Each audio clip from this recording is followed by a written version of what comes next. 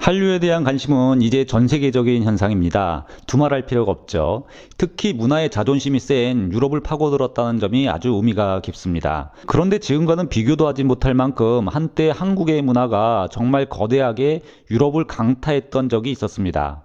당시는 오늘날 같이 커뮤니케이션이 발달을 하지 못했기 때문에 사람들은 그 유행이 이 한류이고 한국이 시작점인지 몰랐을 뿐입니다. 그 당시 유행의 시작점은 역사에서 단지 작은 사건으로 묻히게 됩니다. 그러나 이 사건을 우리도 그렇지만 유럽 사람, 특히 독일인들은 꾸준히 주목을 하죠. 바로 그들 유럽의 문화생활을 완전히 바꿔놓았기 때문입니다. 독일 유력 일간지 프랑크푸르트 알게마이네 짜이퉁은 이 일간지는 문화평론에 아주 강한 신문이죠. 신문은 그들의 최초 유행에는 바로 한국인의 손길이 담겨 있다고 전하고 있습니다. 아니, 저는 손길보다 혼이 담겨 있다고 말씀을 드리고 싶습니다.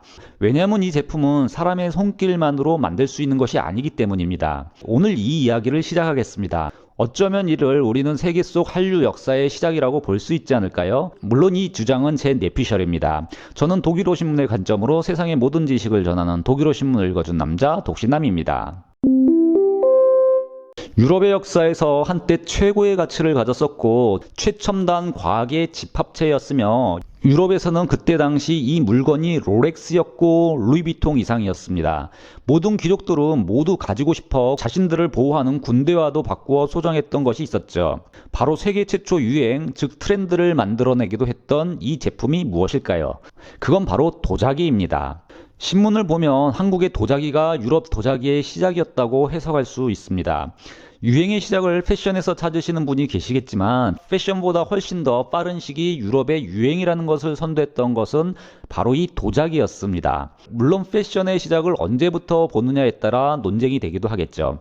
원래 패션이라는 단어 그 자체가 유행, 양식 이런 뜻이기는 하죠. 패션이라는 단어는 바로 라틴어 팩티오에서 시작이 됐는데요. 이 단어에는 유행, 트렌드라는 뜻이 포함되어 있는 단어입니다. 그런데 원래의 뜻과는 별개로 옷 디자인을 뜻하는 이 패션은 르네상스 시대에 들어오면서 사람들이 옷에 대해 관심을 가지기 시작했던 게 그 시초입니다. 그러나 본격적으로 새로운 트렌드 현상이라고 말할 수 있는 것은 1789년 프랑스 혁명 때부터였습니다. 사람들은 그때 귀족과 구별되고 싶어 했죠.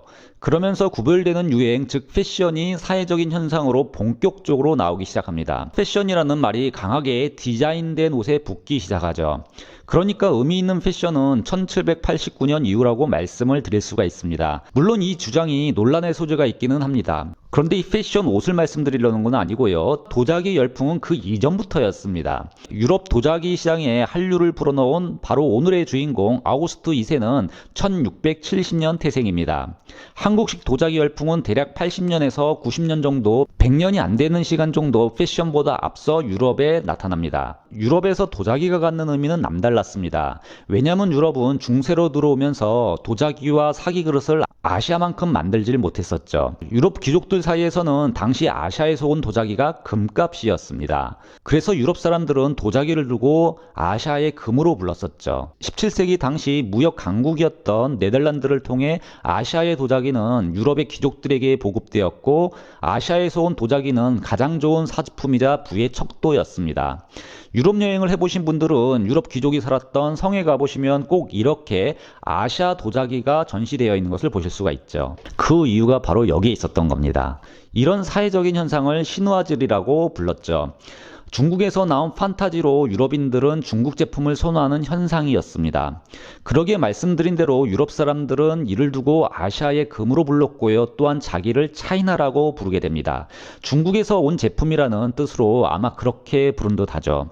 그러니까 사실 유행의 시작은 중국이 먼저 확산시킨 겁니다. 그런데 도자기를 당시 돈으로 환산하면 유럽의 좋은 집 중산층이 갖는 집 한 채 가격이었다고 합니다. 독일의 작센공국 아우구스트 2세가 프로이센의 프리드리 빌레름 1세로부터 자기 150점을 받기 위해서 치룬 대가는 기병 600명을 주는 것이었는데요. 이 정도로 당시 귀족들에게 도자기는 부의 상징이었습니다. 그러니까 도자기 하나가 고도로 군사훈련된 기마병 4명과 같았던 것이죠. 얼마나 도자기가 가지고 싶었으면 기병 600명을 주고 도자기를 받았을까요? 오늘의 얘기, 유럽의 한류 그 첫 시작은 작센의 공국 아우구스트 2세가 바로 그 키포인트입니다.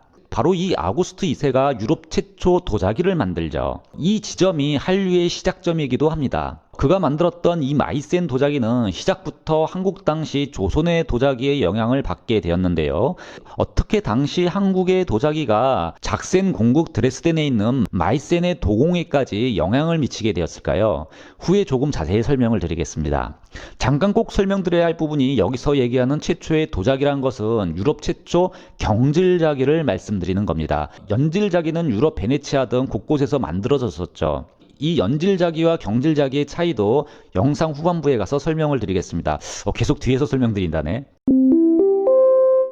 즉 당시 유럽 사람들에게는 차이나 아시아의 금은 바로 이 경질자기를 말하는 것인데요. 바로 드레스덴 근교 마이센이라는 작은 도시에서 다른 유럽의 군주들이 만들지 못하도록 보안을 특별히 유지한 채 알브레이트 부르크, 즉 알브레이트 성에서 이 도자기를 만드는 데 성공을 거둡니다. 그러자 이 도자기는 정말 불티나게 팔리죠. 도자기는 바로 아우구스트 2세에게는 부의 원천이 된 겁니다. 그는 아주 사치스러웠고 드레스덴을 바로크의 도시로 바꾸기 위해서 돈이 아주 많이 필요했죠. 그래서 그를 역사학자들은 바로크의 거인이라고도 부릅니다. 그리고 그는 이제 부의 원천을 가졌죠. 그런데 이 아우구스트 2세는 당시 일본의 도자기를 아주 좋아했습니다. 프랑크푸르트 알게마이네 짜이퉁은 아우구스트 2세 강건왕은 400년의 역사를 지닌 아리타 도자기를 당시에 사왔을 뿐만 아니라 자신의 도자기 생산에 영감을 가지고 왔다고 전하고 있습니다. 뿐만 아니라 신문은 아리타 도자기를 통해 도자기에 대해 평가하는 것을 배운 최초의 외국인이라고 밝히고 있습니다. 유럽 사람들은 당시 자기를 만들지 못했기에 유럽 사람으로는 최초 도자기 비평가가 되었다는 말로 해석할 수 있습니다. 유럽에서 당시 일본 도자기에 관심을 가지게 된 계기는 바로 중국의 세국 정책 때문이었습니다. 당시 유럽의 도자기는 대부분 중국으로부터 왔었는데요. 17세기 명나라에서 청나라로 교체기가 있었기 때문에 중국은 세국 정책을 폈고 이에 따라 유럽의 도자기 상인들은 일본과 거래를 하기 시작합니다. 아우구스트 2세는 당시 유럽 최초의 도자기 전문가로서 동양의 도자기를 바라봤습니다. 그는 그리고 중국의 도자기와 비교해 일본 아리타 도자기가 중국의 것과 비교할 수 없을 정도로 절제되고 단순하지만 우아한 예술작품이라는 것을 바로 알았죠. 즉 지금의 한류가 중국 문화를 제치고 유럽을 강타하고 있는 건 예전이나 지금이나 똑같습니다. 역사가 어쩌면 일이 반복되는 것인지 참 놀랍습니다. 이렇게 아우구스트 2세는 일본 아리타 도자기를 아주 좋아했고 18세기 초 도자기를 만들 수 있게 되면서 17세기 그가 좋아해 소장했던 이 아리타 도자기를 모델로 삼게 됩니다.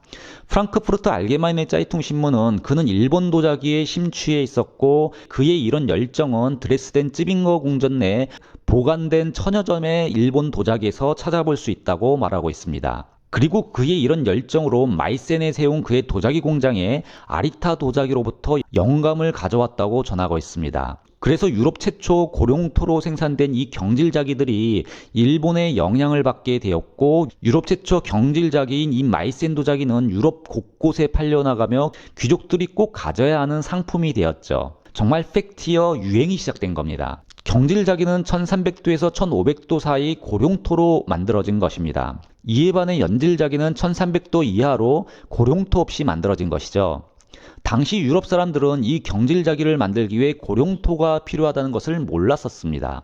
물론 일본도 고룡토가 늘 문제였죠. 그러니까 아우구스트 2세가 흠모했던 일본 자기도 사실 유럽과 같은 문제를 가지고 있었던 겁니다. 어쨌든 이렇게 시작된 유행은 당시 마이센에서 유출된 인력이 비엔나로 갔고 이 비엔나에서 전 유럽으로 전파되며 도자기 문화를 유행시키게 됩니다. 그럼 이 아리타 도자기는 누가 만들었을까요? 이 아리타 도자기는 바로 임진왜란 당시 조선에서 붙잡혀간 조선의 도공들에 의해 만들어지게 되죠. 프랑크푸르트 알게마이네 짜이퉁은 일본에서 아리타 도자기가 최초 생산된 것은 1616년으로 그보다 앞선 20년 전 일본은 한국을 점령하려는 시도를 했고 이에 따라 임진왜란이 있었다는 사실을 언급합니다. 그리고 이 전쟁은 참혹한 결과로 끝났다고 전하는데요. 그래서 이 과정 중 일본은 경제를 복원하기 위해서 한국에서 수많은 수공업자들을 끌고 갔다고 전하고 있습니다. 그리고 그중 한 명이 바로 도공으로 역사에 이름을 남긴 이삼평 선생이었다는 것도 언급을 하고 있죠. 신문은 이삼평 선생이 카롤린, 즉 경질자기의 가장 중요한 요소인 고룡토를 일본에서 발견을 했다고 전하면서 이를 통해 일본의 도자기 산업을 세웠다고 정확히 전하고 있습니다. 신문은 또한 일본의 도자기는 중국이 도자기의 아버지라고 불리면 한국은 도자기의 어머니라고 일본 전문가의 말을 인용 보도하고 있습니다. 이 말은 즉 유럽 도자기에도 적용이 되는 것이죠. 바로 중국 자기가 먼저 유럽으로 들어왔고 중국 내 내전으로 무역이 어려워지자 유럽은 일본으로 간 것인데, 이때 정확한 이 시기에 도자기를 너무나도 사랑했던 아우구스트 2세가 독일 작센에서 나오면서 지금의 드레스덴을 문화의 도시로 만들었고요. 이와 함께 일본 도자기를 통해 도자기를 배우고 직접 유럽 최초로 도자기를 제작하는 기술을 스스로 얻게 된 것이죠. 그리고 그의 일본 아리타 도자기에 대한 사랑은 유럽 최초 도자기 마이센에 그대로 담아내기 시작합니다. 그러나 그 마이센은 실제 한국의 도공들에 의해 영향을 받은 것이죠.